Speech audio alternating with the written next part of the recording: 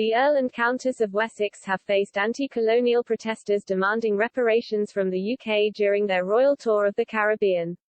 Guyana's President Dr. Irfan Ali has now backed calls for reparations, announcing his support behind the movement and stating that the UK must apologise for their role and subsequent benefits of the transatlantic slave trade.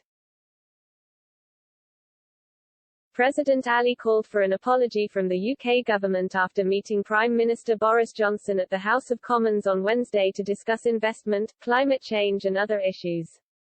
The Guyanese president made his thoughts clear at a recent meeting to commemorate the 20th anniversary of the Durban Declaration and Programme of Action, held under the theme, Reparations, Racial Justice and Equality for People of African Descent. Mr. Ali told those attending, Guyana is committed to gaining international reparations for the crime of African enslavement.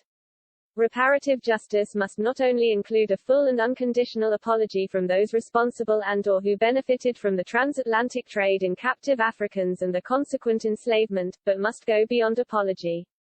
Speaking to Sky News, the Guyanese leader said that a decision calling for reparations over one of the greatest atrocities in human history must be taken by all Caribbean nations.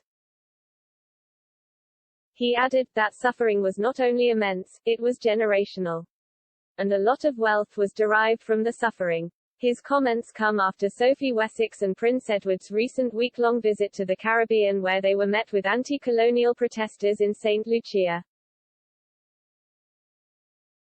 The royal couple were also forced to cancel their visit to Grenada at the 11th hour following advice from the country's government and Governor-General.